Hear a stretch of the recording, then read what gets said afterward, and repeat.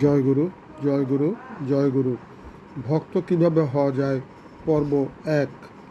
মানুষের যখন অসহায়তার অনুভূতি হয় এবং ভগবানের মহান প্রভাবের প্রতি বিশ্বাস আসে, তখনই সে ভক্ত হয়ে ওঠে। ভক্তের সাথে ভগবানের আদান প্রদানই হলো ভক্ত হয়। ভক্ত অনেকভাবে হয়, যেমন দুর্বলদের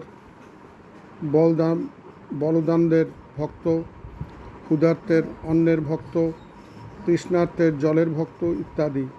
যখন ভগবানের প্রতি বিশ্বাস হয়, তখনই ভক্ত পূর্ণতায়।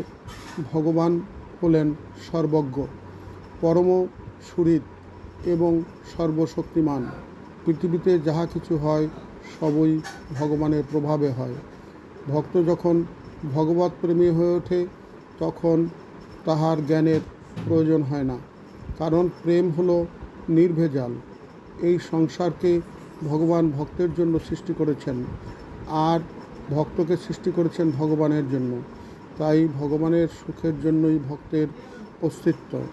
বাস্তবে সুখের ভোক্তা ভগবান, জীব নয়। শ্রীমদ্ ভাগবতে বলেছেন, বাসুদেব সর্বম। ভগবান বললেন, আমি আমার ভক্তের পিছনে পিছনে ঘুরি, যে তার চরণধূলি আমার উপর এসে পড়ুক, আমি পবিত্র হয়ে যাই।